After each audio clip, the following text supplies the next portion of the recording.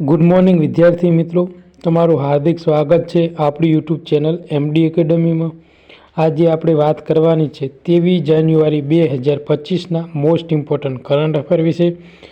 આ current affair ગુજરાતની બધી જ એક્ઝામ માટે મોસ્ટ ઇમ્પોર્ટન્ટ છે, તો તમે મારી ચેનલને સબસ્ક્રાઈબ ના કરી હોય તો સબસ્ક્રાઈબ કરી લો, જેથી કરીને કરંટ અફેરના બધા જ વિડીયોની નોટિફિકેશન તમને મળી રહે।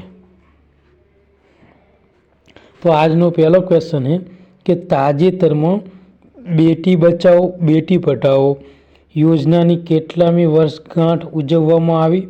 तो 10મી वर्षगांठ उजववामां आवी छे। अने आ क्वेश्चन आवनारी एक्जाम माटे मोस्ट इम्पोर्टન્ટ छे। तो शुं है डिटेल?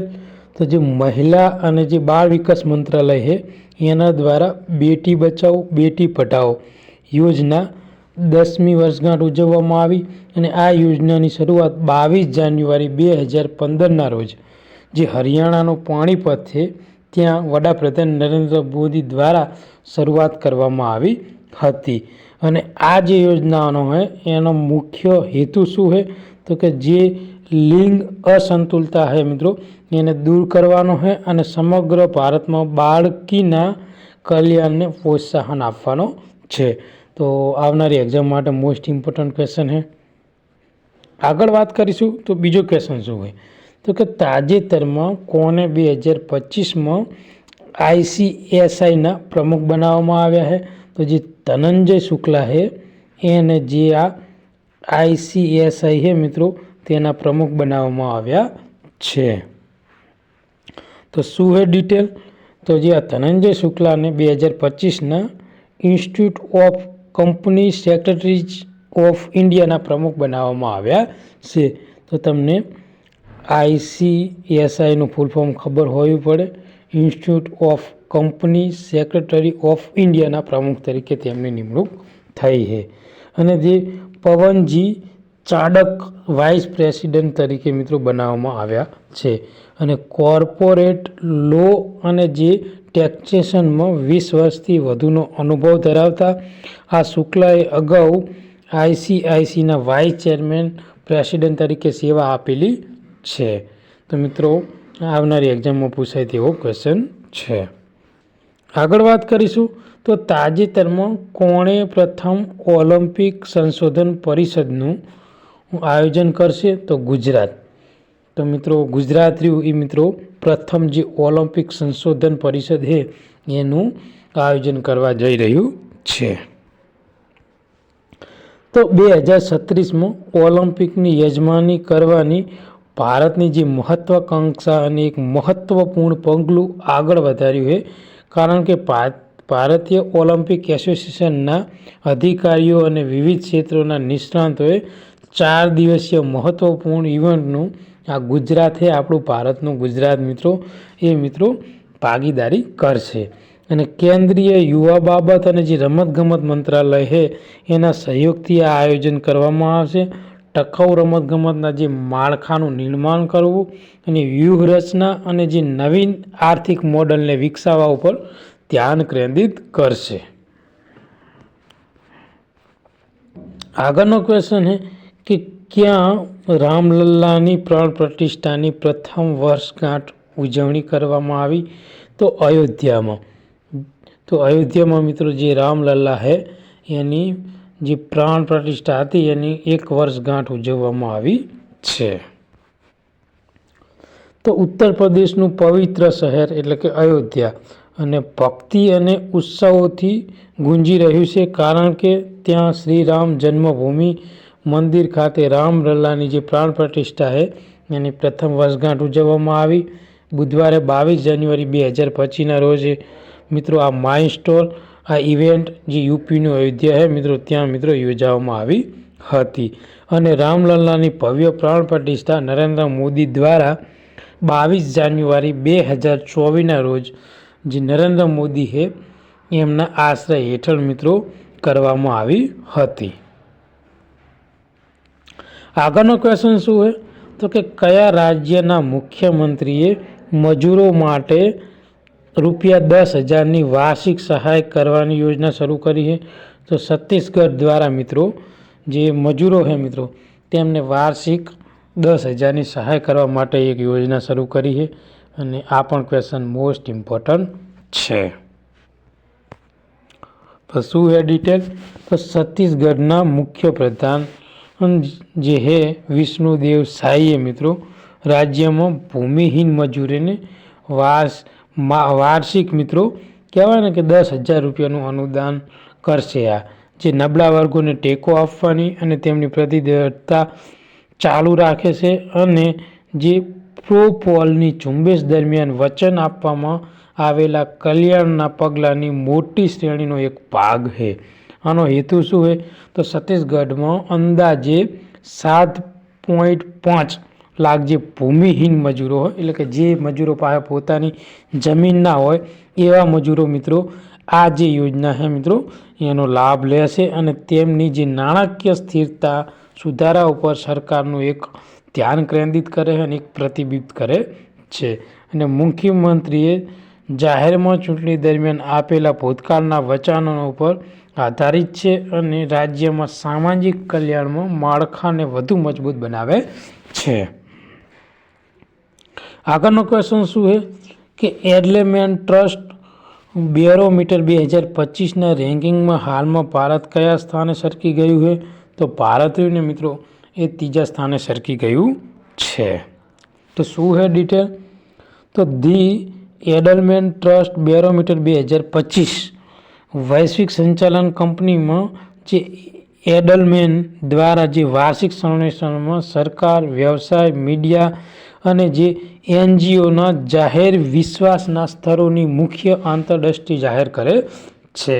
જેમાં મિત્રો પ્રથમ ક્રમાંકે ચીન છે, બીજા નંબરે છે ઇન્ડોનેશિયા અને ત્રીજા નંબરે છે ભારત. ભારત 3જા ક્રમે સરકી ગયું છે. આ વર્ષે આ જે સ્કોર યથાવત રહેવા છતાંય એકંદરે વિશ્વાસના જે સંદર્ભમાં વૈશ્વિક સ્તરે 3જા સ્થાને સરકી ગયું છે. અને વર્લ્ડ ઇકોનોમિક ફોરમની જે વાર્ષિક મિટિંગ પહેલાં બહાર પાડવામાં આવેલા એક અભ્યાસમાં આવક જૂથ અને જે રાષ્ટ્રીયની વિશ્વસતાનો જે સ્ત્રોત છે મિત્રો તેમાં નોંધપાત્રમાં અસમાનતાઓ પ્રકાશિત કરે છે. તો તમને ખબર હોવી પડે કે પહેલા સ્થાને કોણ છે? તો ચીન, બીજા સ્થાને કોણ છે? ઇન્ડોનેશિયા અને ત્રીજા સ્થાને છે આપણું ભારત. આગળનો ક્વેશ્ચન છે કે તાજેતરમાં કોણે દિલ્હી હાઈકોર્ટના મુખ્ય ન્યાયાધીશ તરીકે શપથ લીધા છે? તો જસ્ટિસ દેવેન્દ્ર કુમાર ઉપાધ્યાય મિત્રો જે દિલ્હી હાઈકોર્ટ છે તેના મુખ્ય ન્યાયાધીશ તરીકે શપથ લીધા છે. આપણા સુપ્રીમ કોર્ટના 51મો મુખ્ય ન્યાયાધીશ કોણ છે? તો સંજીવ ખન્ના. કોણ છે? સંજીવ ખન્ના. અને આરબીઆઈના ગવર્નર હાલમાં કોણ છે? તમારે મને કોમેન્ટમાં કહેવાનું છે. તો જસ્ટિસ દેવેન્દ્ર કુમાર ઉપાધ્યાય ઔપચારિક રીતે સમારોહમાં દિલ્હી હાઈકોર્ટના મુખ્ય ન્યાયાધીશ તરીકે સત્તાવાર રીતે શપથ લીધા હતા. અને જે દિલ્હીના લેફ્ટનન્ટ ગવર્નર છે વી.કે. સક્સેનાના રાજ નિવાસ સ્થાન જે દિલ્હીમાં મિત્રો મુખ્યમંત્રી આરસીપી અને જે દિલ્હીના હાઈકોર્ટના જે અન્ય ન્યાયાધીશો સહિત અનેક મહાનુભાવે હાજરી આપી હતી. અને જસ્ટિસ ઉપાધ્યાયની પ્રખ્યાત કાનૂની કારકિર્દીમાં એક મહત્વપૂર્ણ ક્ષણ હતી જેમાં તેમના ન્યાયિક યોગદાન અને નેતૃત્વને રેખાંકિત કરે છે. તેઓ ઉત્તર પ્રદેશના જે મુસ્કુરાઈમાં મિત્રો 16 જાન્યુઆરી 1965ના રોજ તેમનો જન્મ થયેલો છે. અને જે દેવેન્દ્ર કુમાર ઉપાધ્યાય કાયદા ક્ષેત્ર સાથે લાંબા સમયથી જોડાયેલા છે. તો મિત્રો આ પણ ક્વેશ્ચન આવનારી એક્ઝામ માટે મોસ્ટ ઇમ્પોર્ટન્ટ છે. જસ્ટિસ આલોક આરાધે કઈ હાઈકોર્ટના ચીફ જસ્ટિસ તરીકે નિયુક્ત થયા છે? તો બોમ્બે હાઈકોર્ટના ચીફ જસ્ટિસ તરીકે તેઓ નિયુક્ત થયા છે. તો કેન્દ્ર સરકારે બોમ્બે હાઈકોર્ટના ચીફ જસ્ટિસ તરીકે આલોક આરાધે અને નવી દિલ્હીના ચીફ જસ્ટિસ તરીકે દેવેન્દ્ર ઉપાધ્યાયની મિત્રો નિમણૂક કરી છે. આ ટ્રાન્સફર હેતુ ભારતમાં 2 સૌથી વ્યસ્ત હાઈકોર્ટના ન્યાયિક નેતૃત્વને મજબૂત બનાવે છે.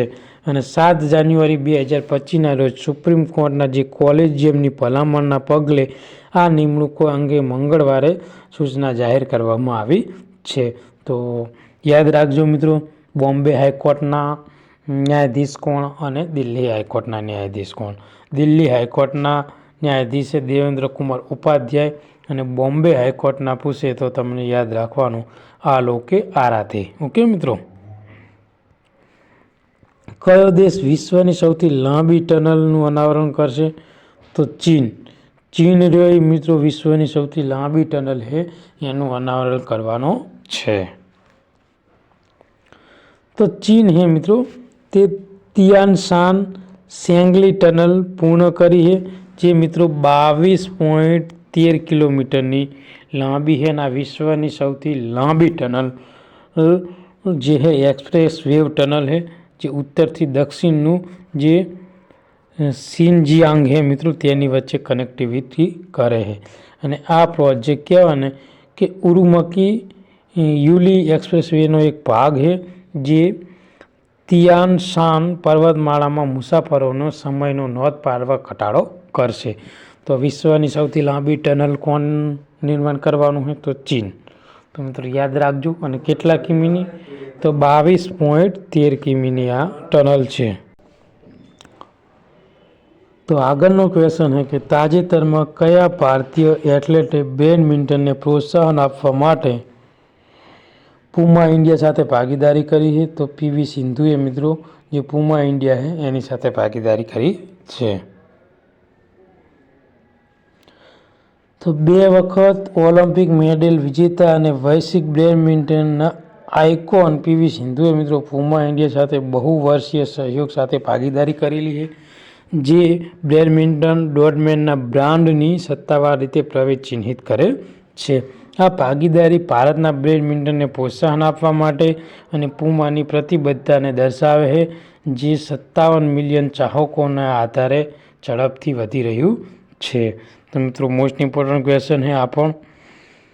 આગળનો ક્વેશ્ચન છે કે જે શ્રીરામ હાઉસિંગ રિબાન્ડિંગ બાદ તેનું નવું નામ શું આપવામાં આવ્યું છે? તો ટુ હોમ ફાઇનાન્સ. તો આ પણ ક્વેશ્ચન મોસ્ટ ઇમ્પોર્ટન્ટ છે. આજના કરંટ અફેરનો મિત્રો લાસ્ટ ક્વેશ્ચન કે ફાર્મા રજિસ્ટ્રી પોર્ટલ પર ખેડૂતની નોંધણીમાં ગુજરાત દેશમાં કયા ક્રમાંકે છે? તો પહેલા ક્રમાંકે રહ્યું છે ગુજરાત. તો પ્રધાનમંત્રી નરેન્દ્ર મોદીની પ્રેરણાથી દેશમાં દરેક ખેડૂતને હવે એક આગવી ઓળખ મળશે અને એ એક વિશેષ ભાગરૂપે ગુજરાતમાં જે એગ્રીસ્ટેક પ્રોજેક્ટ હેઠળ ખેડૂત ખાતેદારના લેન્ડ રેકોર્ડને યુનિક આઈડેન્ટિટી સાથે લિંક કરવા માટે 15 ઓક્ટોબરથી મિત્રો આ ફાર્મા રજિસ્ટરની શરૂઆત કરવામાં આવી હતી. અને ગુજરાત PM કિસાન યોજનામાં જે 66 લાખ જેટલા ખેડૂતો લાભાર્થીઓને ફાર્મા રજિસ્ટરનો એક પૂર્ણ લક્ષ્યાંક આપવામાં આવેલો છે. અત્યાર સુધી 33 લાખથી વધુ ખેડૂતોએ એટલે 50%થી વધુ ખેડૂતોએ મિત્રો આ નોંધણી કરી છે. અને ફાર્મા રજિસ્ટ્રી પોર્ટલ પર ખેડૂતોની નોંધણીમાં ગુજરાત રાજ્ય સમગ્ર દેશમાં પ્રથમ નંબરે છે. દેશમાં 50%થી ખેડૂતોએ મિત્રો નોંધણી પૂર્ણ કરી છે. અને ભારત સરકાર તરફથી સ્પેશિયલ સેન્ટ્રલ આસિસ્ટ તરીકે કહેવાય ને 123.75 કરોડની પ્રોત્સાહન ગ્રાન્ટ આપવામાં આવશે. અગાઉ ગુજરાતના 25% ખેડૂતોએ નોંધણી પૂર્ણ કરતાં ભારત સરકાર તરફથી 82 કરોડ રૂપિયાની જે કહેવાય ને પ્રોત્સાહન ગ્રાન્ટ આપવામાં આવી હતી. તો આજનું આ મહત્ત્વપૂર્ણ કરંટ અફેર આપણે અહીંયા પૂરું કરીએ વિડીયો. તો આ વિડીયો તમને ગમ્યો હોય તો લાઈક કરજો, સબસ્ક્રાઈબ કરજો, શેર કરજો અને તમારા બીજા મિત્રોને મોકલજો. Thank you. ધન્યવાદ.